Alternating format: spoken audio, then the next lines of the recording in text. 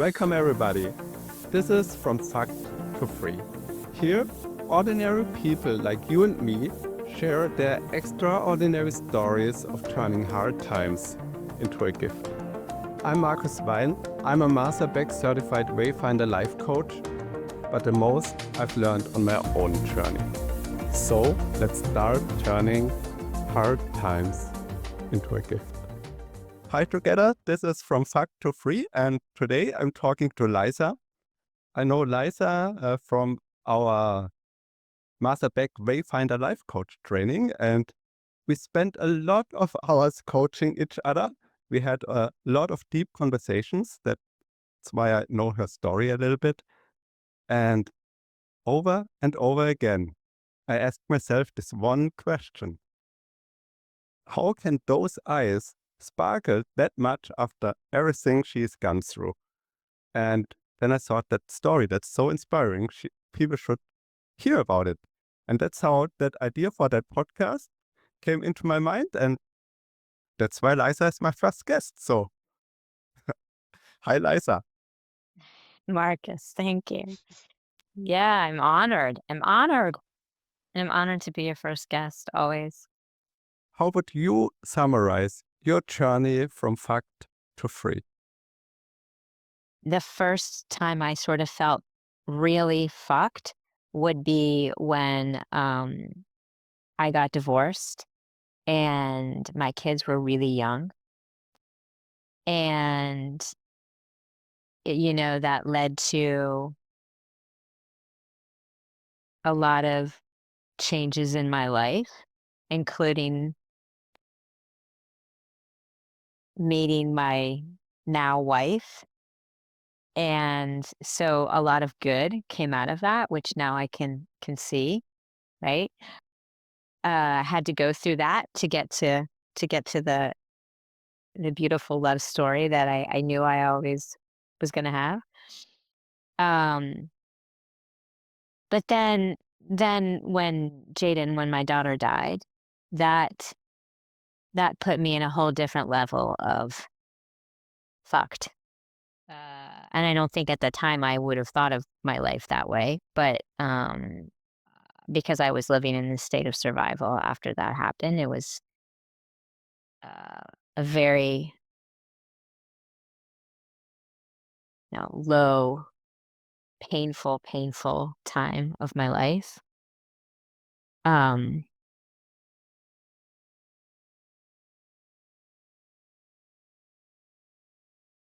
and then when I got sick,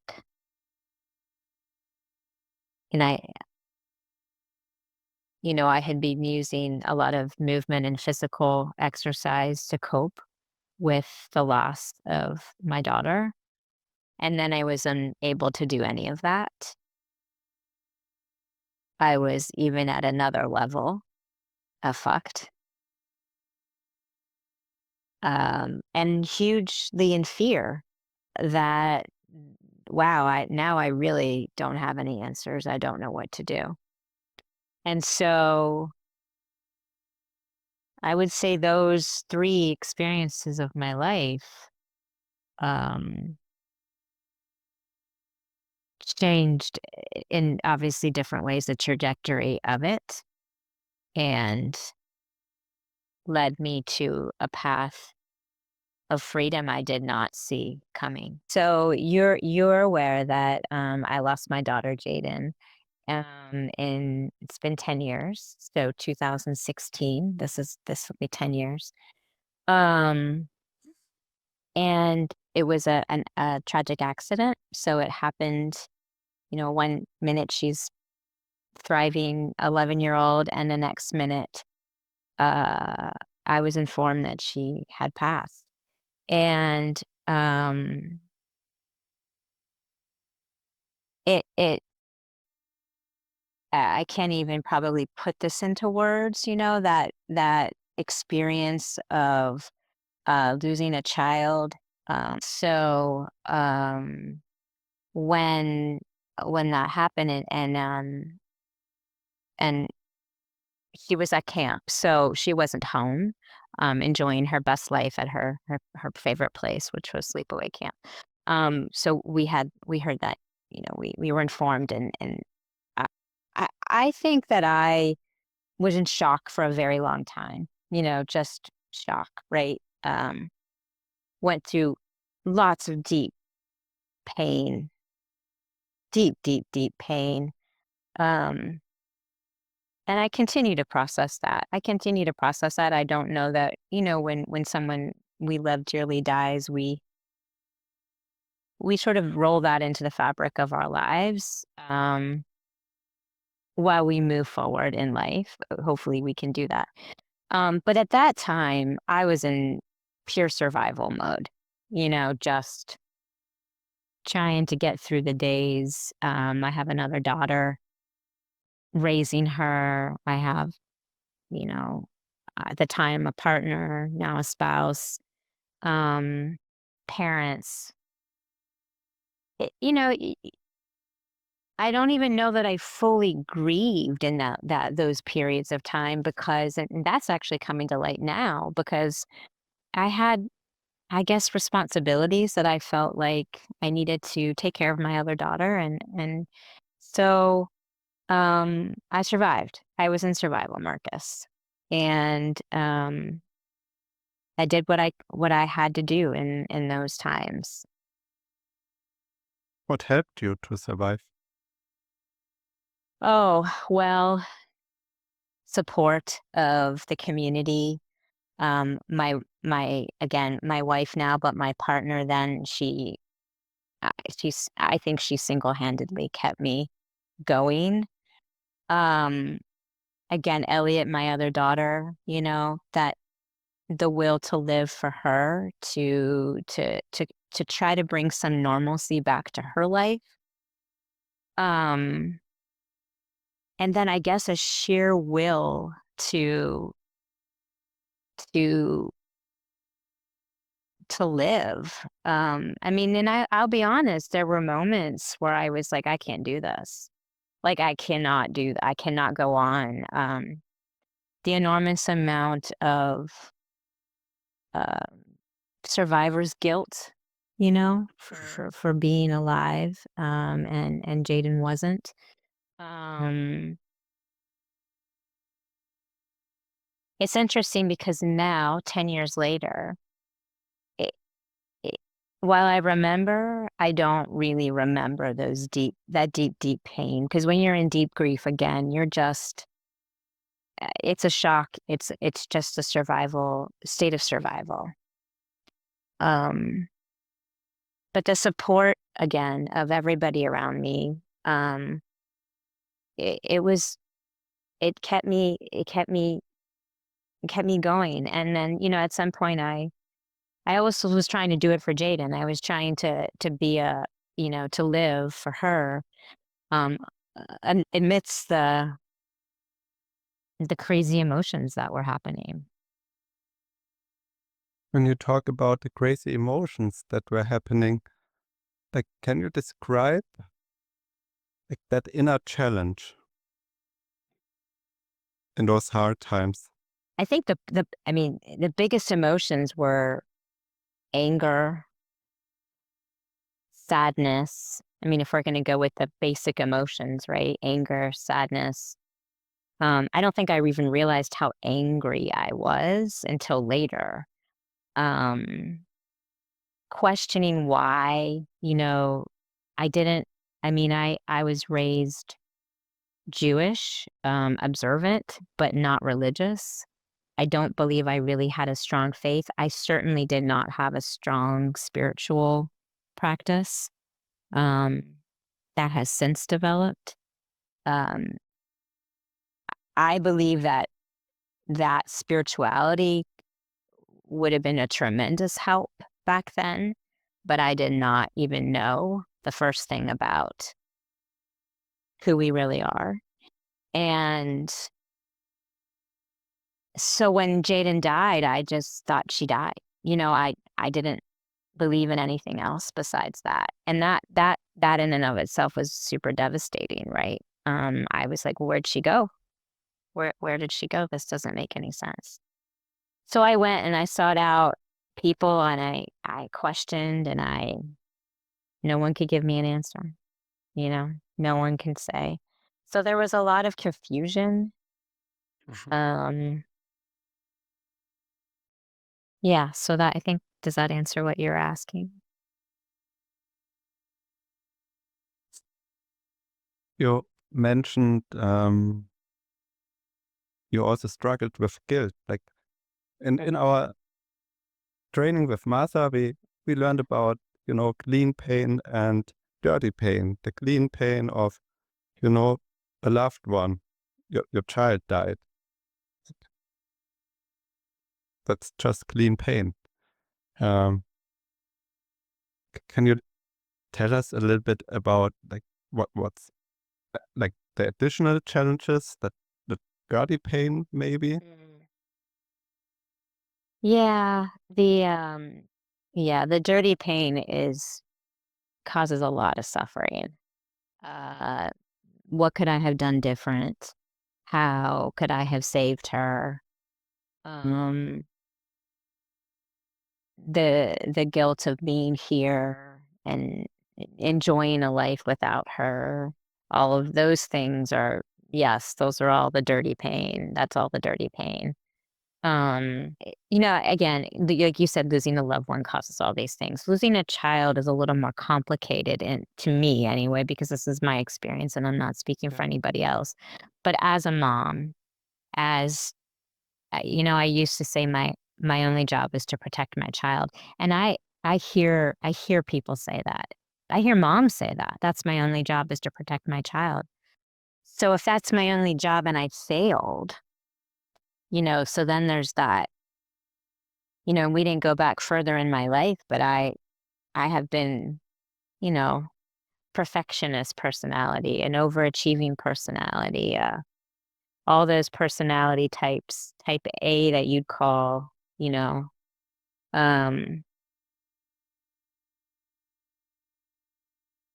driving, successful, those types of things.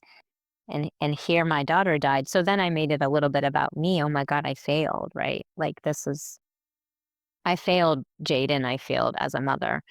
Um, And that's been a process, that's been a process that hasn't really shifted until recently, that I still had a little bit of that, wow, I didn't protect my child. And intellectually, cognitively, I know there was nothing I could do. It was a tragic weather accident. There was absolutely nothing I could do. But, I think, and again, this is brings up the coaching, the Wayfinder coaching is like, we the idea is to help people see who they are and explore, wait, what is triggering that? Why am I feeling like I failed? Why am I feeling and it had nothing to do with that moment. It had to do with how I was programmed before that moment. When you say it's now different, what helped you to get there where you are now? You know, when people say time heals, of course time heals. But I believe there has to be a little bit of automatically there's a shift because nothing's the same. Nothing's the same. You have a tragic event that happens, you lose someone you love deeply or any loss really.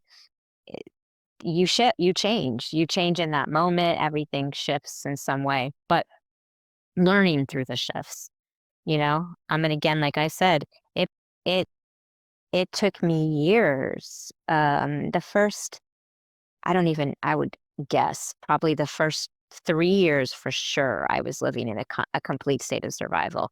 Not denial, right? But just, you know, doing my best to live, but not really in any meaningful way. One of the ways I was dealing with Jadyn's death and the grief was by,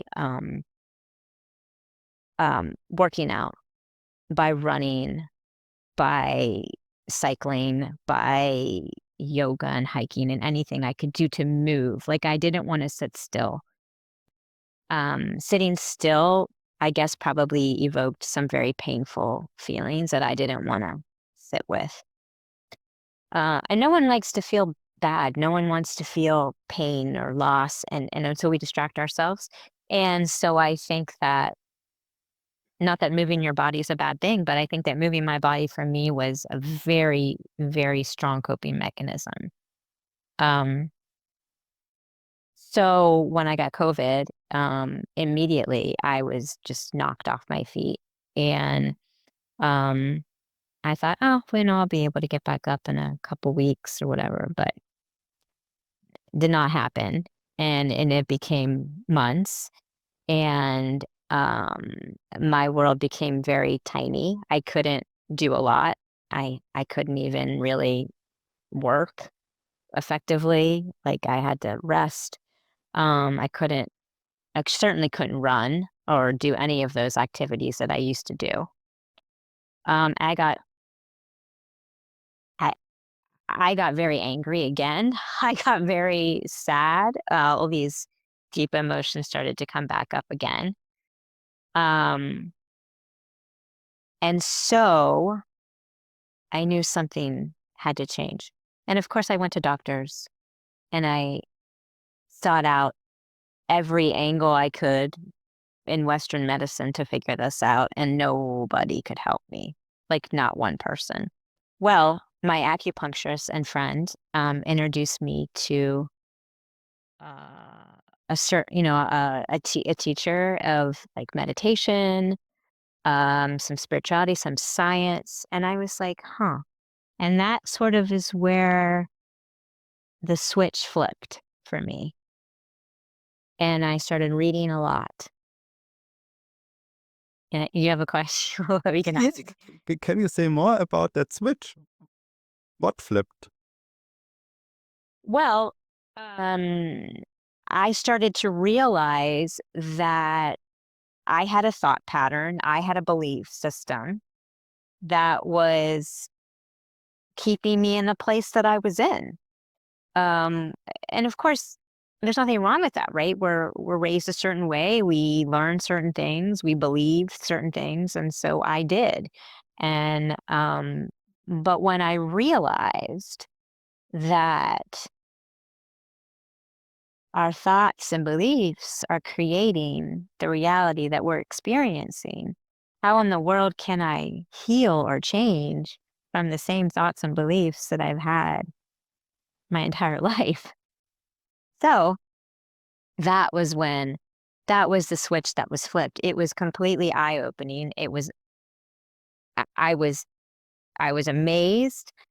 Um, and at that point, it was still science for me. Like, it was brain science, it was neuroscience, and it was the only thing my mind could sort of grasp at that moment in time.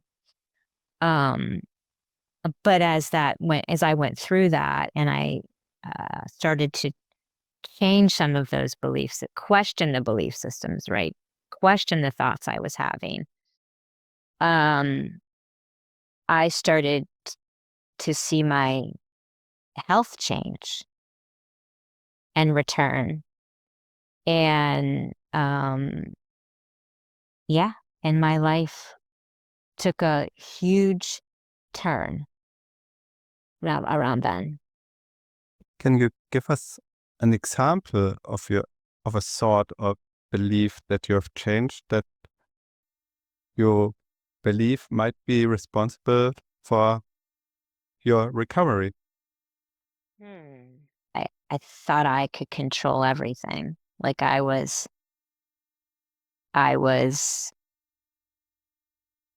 this little individual being who could fix it. I could just fix whatever.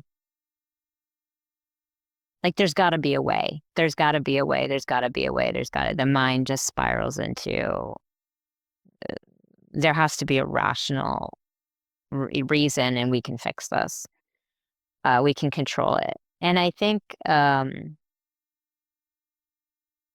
I don't even know how to say. I'm bigger than who I thought I was. And I I realized that there was a part of me that was creating what was in front of me, but it was doing it from this place of fear or lack or something that vibrates at a much lower frequency than where I would want than where I wanted to be. And I don't think this answers your question, but Well, it does. What I'm hearing is, I asked you, like, what kind of belief did you change that had such a positive impact on your recovery? And what I hear you saying is, like, before all those challenges, there was fear in you that wanted to control all those things with the rational mind, with finding solutions, but there were none. correct. So there was a shift in faith and a shift in a belief in something bigger than me or than me in the 3D world here. And so yes. Uh, and I just recently heard someone say the only thing we can control is our breath. And I really like that.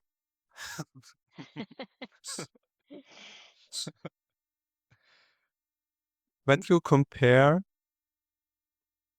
the old Liza, like before all those things happened, to the Liza today, what's the biggest difference? I am so much more at peace and find joy that I never ever thought I could have after such a devastating loss of losing my daughter, that it amazes me, like, again, because that old part of me is still like, sometimes comes up and it's like, wait, no, you have to be afraid of that, or you need to worry about that. And it's exercising that new muscle of like, wait, no, we don't have to be. We can just, we can feel it. Like we acknowledge it, we feel it, and then we say, like, I don't need that at part anymore to do that job. So um I am more open, I am more joyous, I am more at peace now than I ever was in my entire life.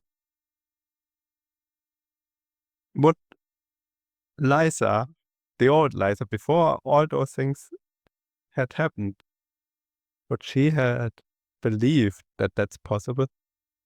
That you're sitting here in 2026 after all of that and telling me you're more joyous, more in peace, all that? I can say that with a resounding hell no. Hell no. No. That Liza was no, that Liza was unaware of anything. She was stuck in a very small had a very small view of the world and of life, of the universe. Um and I love that Liza, of course. She was doing her best, right? Um but again, I credit a lot of the support I had and then and now to my wife.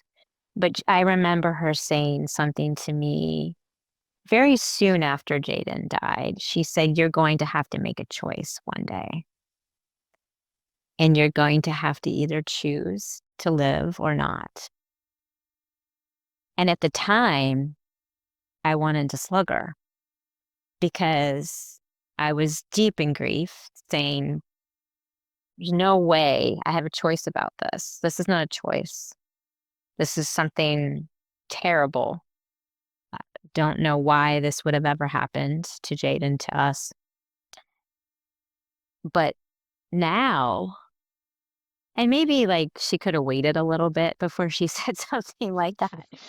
But, but now I understand because we always have a choice. We always have a choice. And and please, if you're in a deep, deep, deep grief, anybody, you need to be there. You need to feel all that. You need to process that.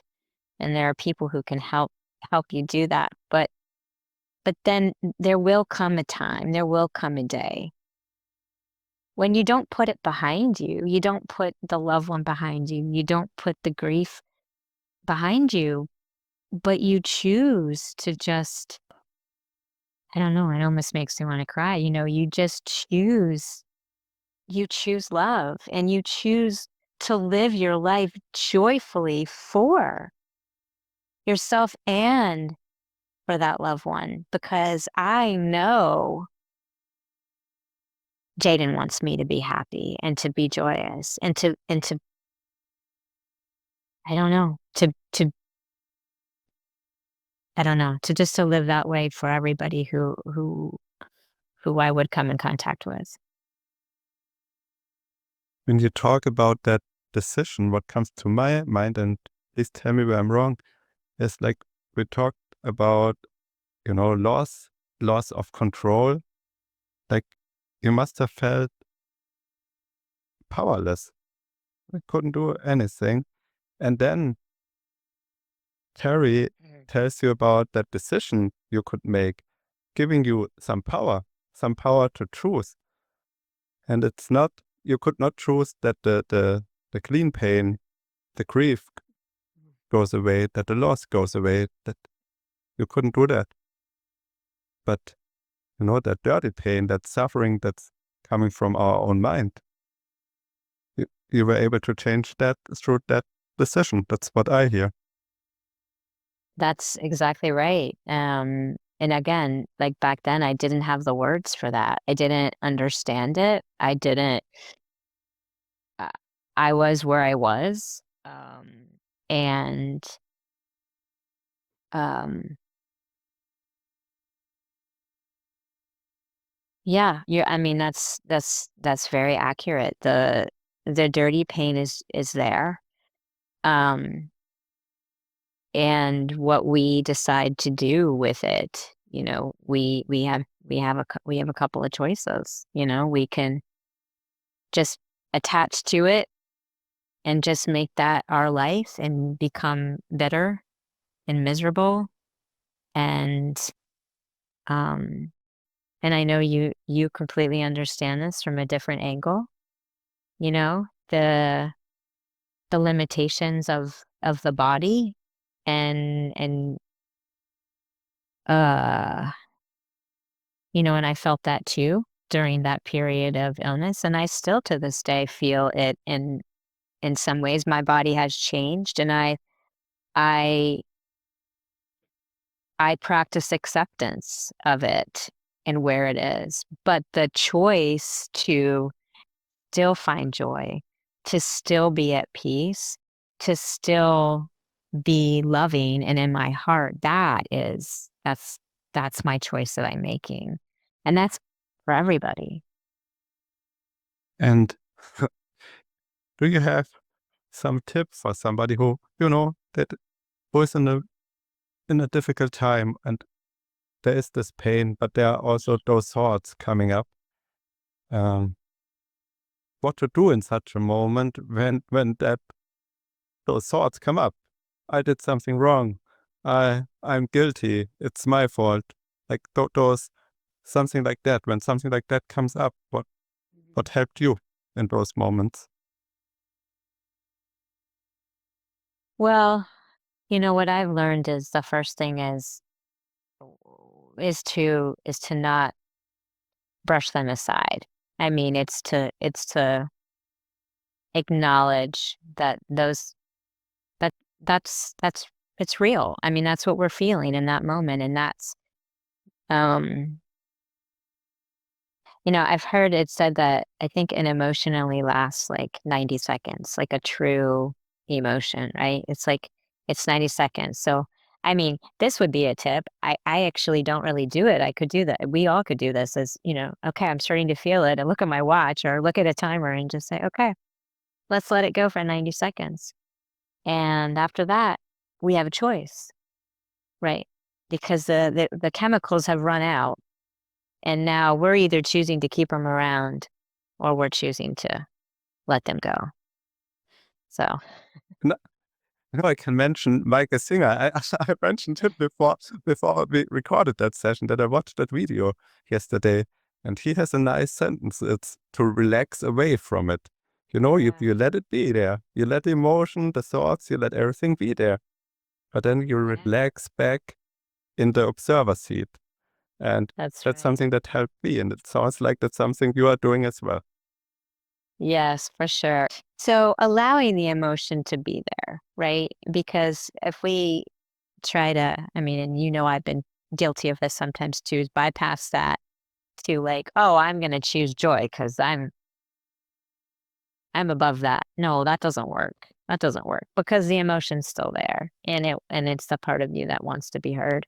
So, yes, I do that. I have become much more attuned to noticing how I'm feeling, whether it's if it's a positive or negative as I'm labeling it feeling, feel it, but then release it. Release it.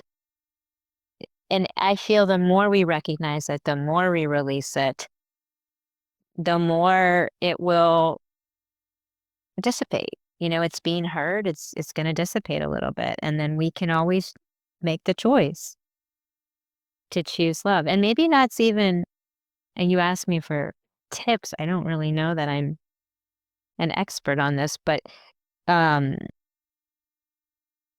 finding something in your heart that makes you feel loving. When you go through your journey, like those three major challenges, divorce, loss of your daughter, Jadyn, and then the illness. Like, if you would summarize the biggest learnings of each chapter in your life that helped you to get where you are right now. Okay, for all of them, I would say forgiveness of myself, for myself. In all of them, it's self love. In the moments of them, I mean, the divorce was, I mean, we didn't talk about it, but I mean, at the time, that was the biggest sort of loss I had ever faced was my children were very young. Um, and again, in there, I think I'm sensing a theme in myself is that I take a lot of, I used to say blame. I would blame myself, but I've just read something that responsibility, taking responsibility is a much more uplifting way of feeling that empowering, also loving word to use is taking responsibility. So I think I did take responsibility for the divorce, despite how it arose. Um, but it also that triggered a lot of trust issues in me that set off um, some trust issues for me for a while. Um, so I learned about trust. I learned about responsibility, self-love, and that.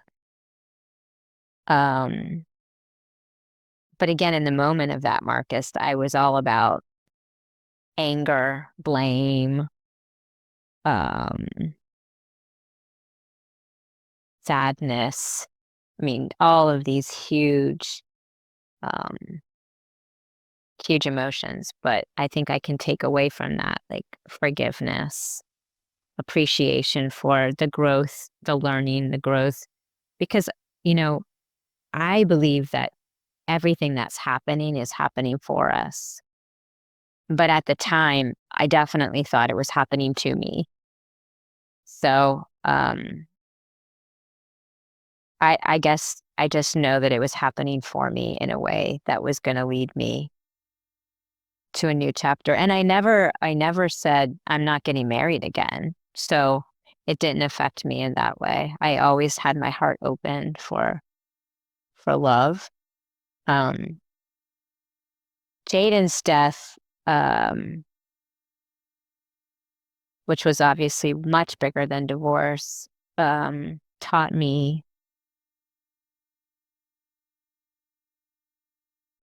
obviously much more about the preciousness of our time here, the brevity, um, really and again, not until later, but the privilege to be given this life on earth, and the privilege of being a parent, and the privilege of feeling the love of a child, being able to love a child. Because Jadyn, and I feel like I really want to say this, is that, she was so much more than her death, right? So, like, we talk about these big losses in my life, but um, it was such a privilege to be able to be her mother for at least the time I had, right? And I'm still a mom, and I say that for anybody who ever hears this, who's lost their child and doesn't have any other living children, they're always a mother, always a parent. Um, because now I have a much deeper belief and understanding that her energy is all around me. So that is what I've learned too about the fact, and again, we didn't really talk about this, but where our energy goes, and our energy does not just doesn't die. So the physical form may, but our energy doesn't. So knowing that is tremendously helpful. And once again, learning forgiveness, learning that self love in that moment, in those moments. And then the illness, geez, that's taught me a lot about stillness. It's taught me a lot about slowing down. It's helped me go inward. And while I believe that all of those things, including Jadyn's death, has led me here, the illness was one of the catalysts that's, like I said, flipped that switch to a life of more presence, more going inward, um, and a deeper spiritual belief system that has tremendously improved the quality of my life.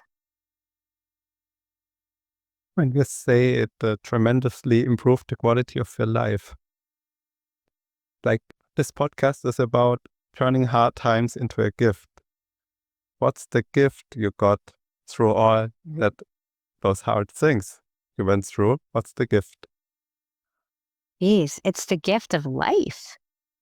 It's the gift of a real, when I say realized life, I don't mean that I'm enlightened in any way, but I mean, um,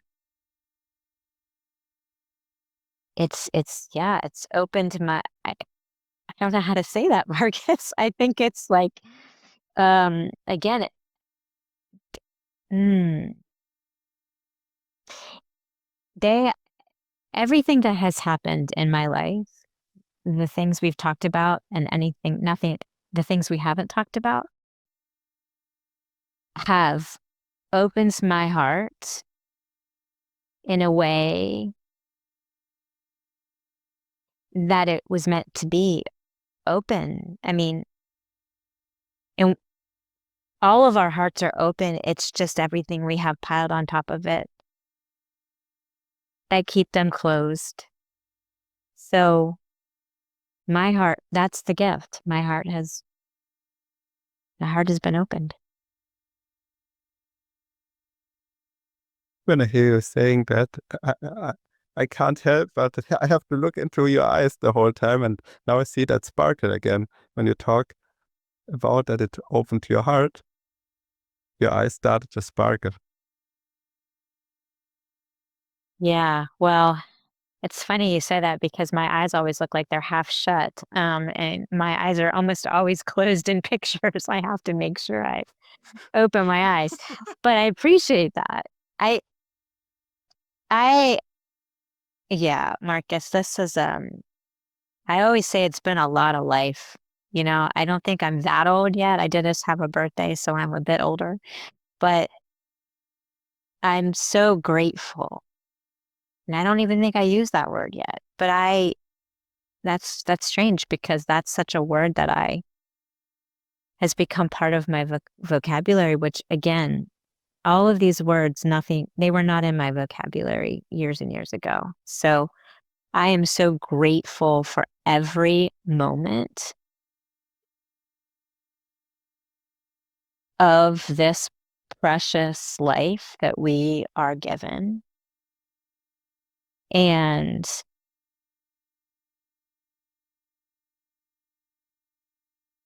I don't know, all of this has changed my life in such ways. People have come into my life like you and everybody in the Wayfinder community and in my other communities that I never I never thought possible. And the more open we are, the more beauty we see in in the world and in our life. And that's such a weird thing to say right now, I know, based on what is going on in this world. But we've been given the privilege of being born at this time. And I don't know why. I can't answer why to any of it, but it blows my mind, Marcus. Blows I'm deeply touched because I believe we just got to the core of your journey, and you can tell me again where I'm wrong. You said the gift was that your heart opened. The story, those like divorce, loss of child, a severe illness, everything of that could have closed your heart, but you're telling me it opened it, like through the work you have done, and now that it's open, you see the beauty of life, and I see the sparkle in your eyes when you talk about this. I just got the chills when you said all that. So that's definitely truth, right? So when we get to the core of suffering and the core of joy, like when I use your example now, it's like getting from a closed heart to an open heart. My question to you would be what closes it and what opens it? Hmm. Well, I think awareness is the first step to opening your heart. But when you say I had a closed heart, and I know I said that too, I wasn't aware. I loved people, I loved things. I feel like I had love in my heart, but it wasn't the love I feel now. And so the only thing I can say about that is this is authentic. This is authentic. This is real. This is true. This is open. That's how I feel when I think of that or feel that. And like I said before, and I mean, we can use it in Wayfinder language where we say, I was very much in my social self. There were all these things piled on top of my heart, right? Like a fear, judgment, worried about everything, what people are going to think. Um, that closes our heart because we're not being who we're here to be. We're being very much the human reacting to everything around us. But when we are aware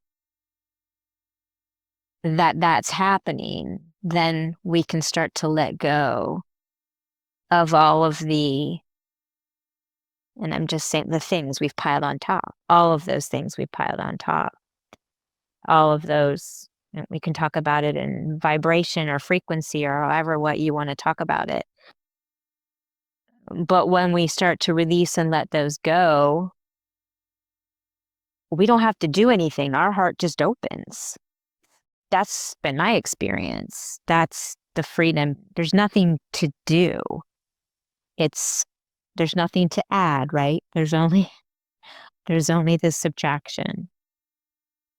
And what's left is your essence, and the essence is what you feel when your heart is open. Right. Yeah.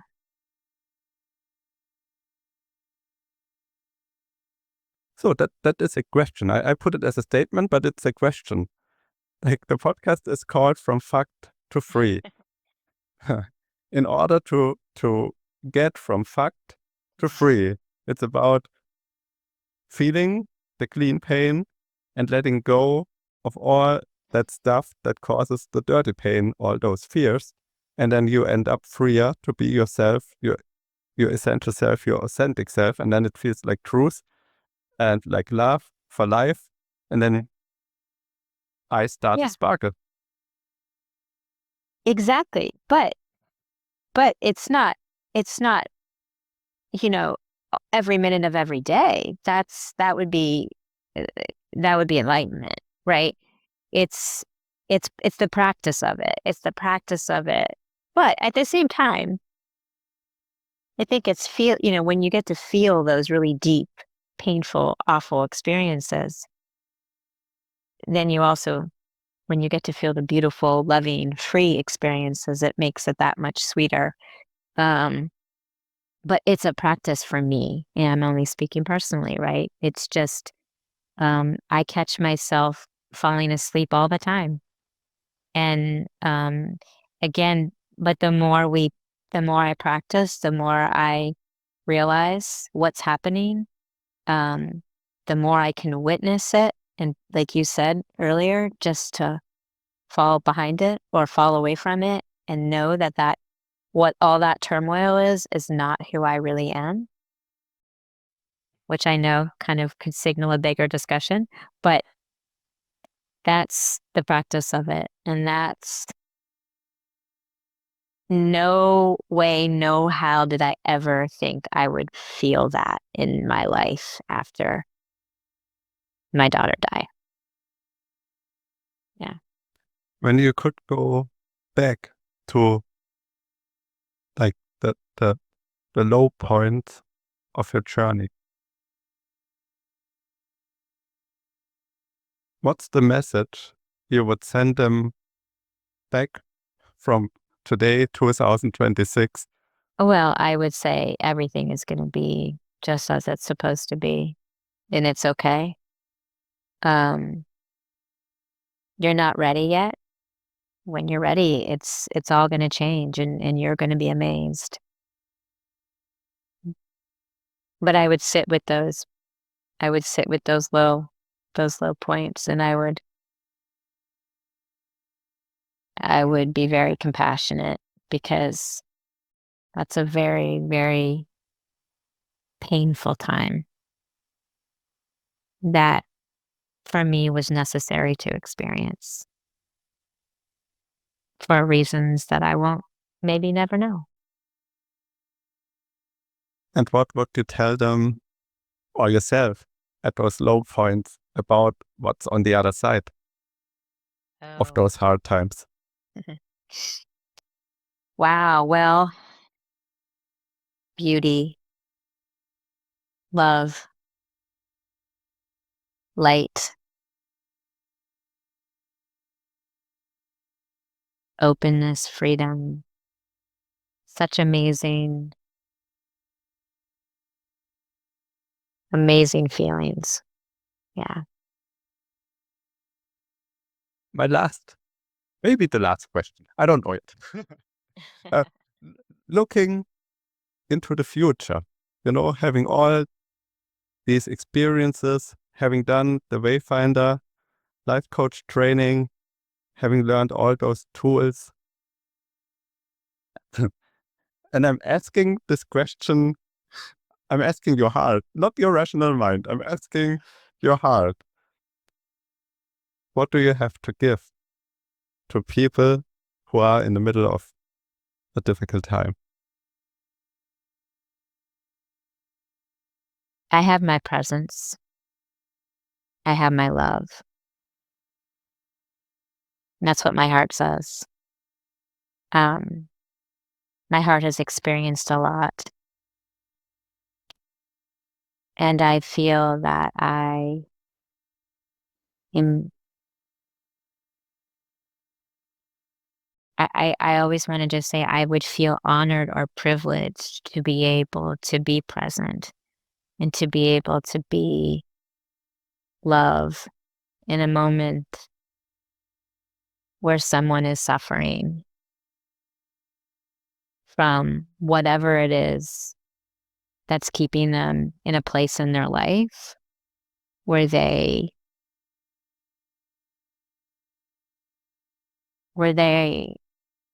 don't need to be. They don't have to stay there. And they're ready to move out of it, but they don't know how.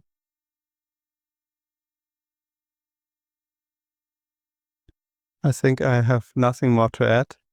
I say thank you for all that wisdom and, to all the people out there. I know Liza, she has coached me a lot.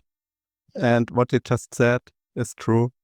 And if that resonates to you, don't wait to contact her.